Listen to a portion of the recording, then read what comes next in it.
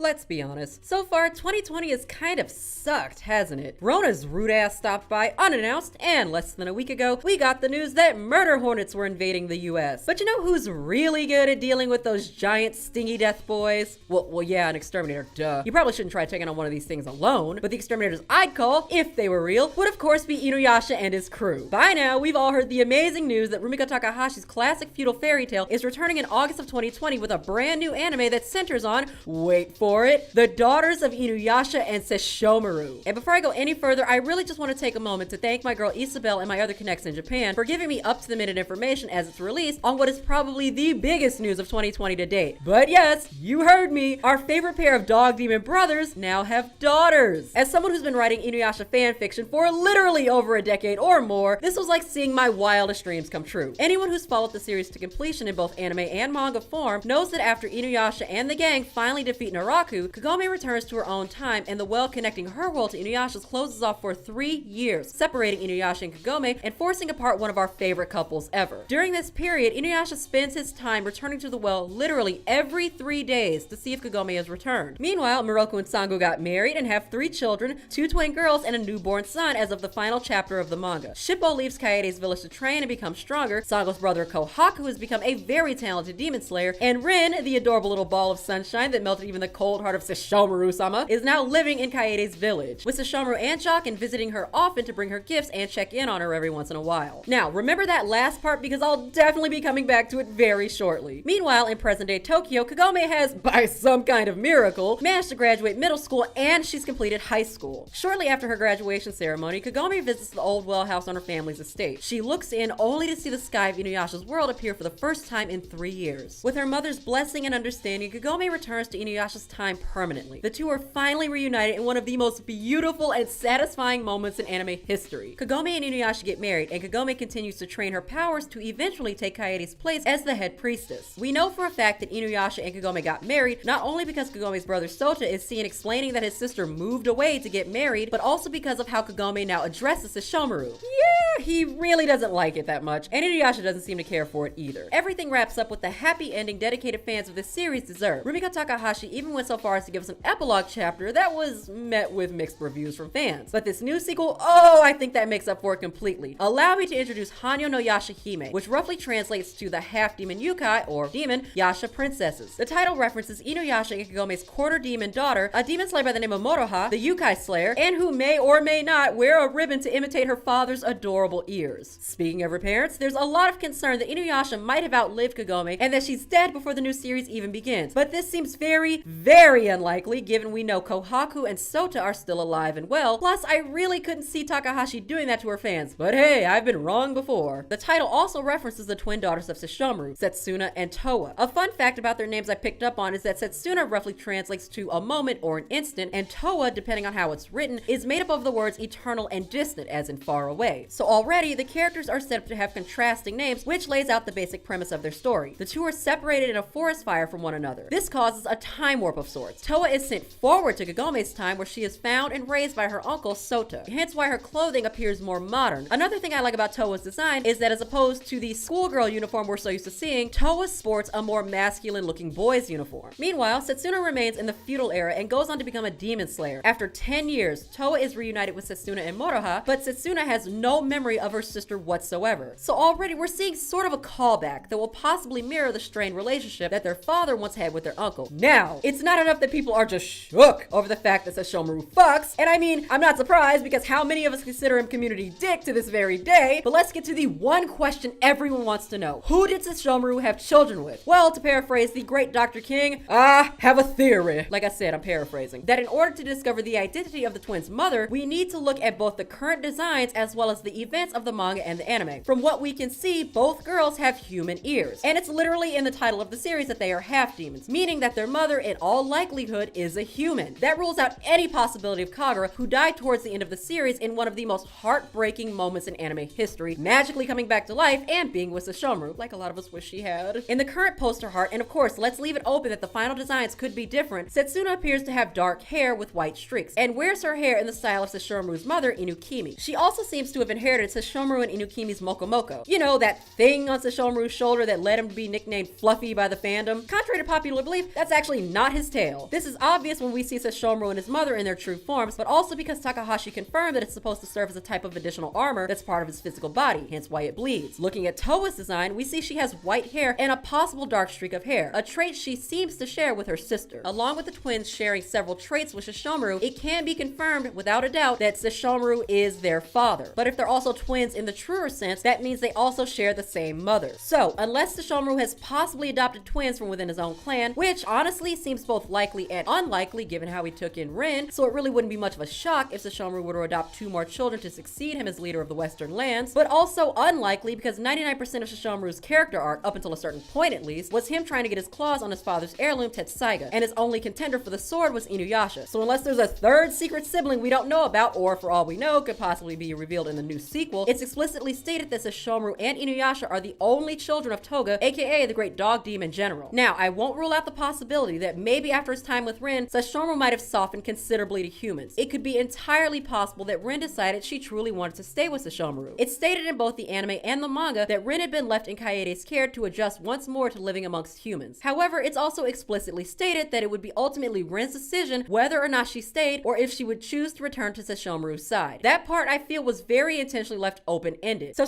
for argument's sake, let's say that Rin did decide to be with Sesshomaru, and maybe he thought Rin would still need a mother figure. So we got with this human woman, and that's where Setsuna and Towa comes from, and Rin serves as a sort of stepdaughter. However, much to like the understandable concern and upset of a lot of the fans, the possibility still exists that Rin herself, after she's an adult, obviously, becomes the mother of Sesshomaru's twins. And yeah, I can totally understand why that would be a little weird. It's an Usagi drop situation, and you've probably heard the word grooming thrown around quite a bit in the last 48 hours ever since it came to light that Rin might very well be a possibility as the mother of Sesshomaru's twins. Sesshomaru ultimately protected and cared for Rin over the years, very much like a father figure would, going so far as to nearly cry over Rin's second death in the manga. It's very obvious that many different events in the manga point to Rin and Sesshomaru sharing one of the deepest bonds in the series. There's even an episode titled Together Forever with Lord Sesshomaru, where Rin explicitly says she wants to stay with Sesshomaru for the rest of her life. Mind you, Rin is still very much a child at this point, and while it can be written off as just a childish wish, with Jokin even saying as much that long after Rin's death, Sesshomaru will be alive for hundreds of years more to come, that doesn't deter Rin in the slightest. In fact, she's seen constantly saying over the course of the series that she wishes to stay with him, and Sesshomaru's reaction is more or less, do what you want. And then there's the clip from the Inuyasha audio drama where Sesshomaru outright confesses his feelings for Rin. Originally, I took this to be canon, until I did a bit more digging and I found out that it's a non-canon entry performed by Sesshomaru's Japanese voice actor, Ken Narita. But what's really interesting is that it was still approved and even praised by Takahashi herself. Let's give it a listen.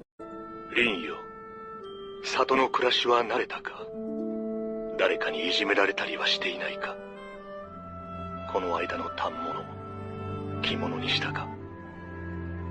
困った時、辛い時、悲しい時、いつどんな時でもこの殺生丸を呼ぶがよい。すぐに駆けつけてやろう。遥か彼方にいても、我が名を呼べば必ず飛んでいく。声が出なければ、口笛でよい。指笛でもよい。隔たりは何もない。心はつながっておる。信じる力があれば恐れることはない。その気持ちさえあれば、心は満ちるはずだ。だから、今はまだ、このままでよい。時は十分にある。ゆっくりとお前の心を見つめておればよい。それまで、己を大事にせよ。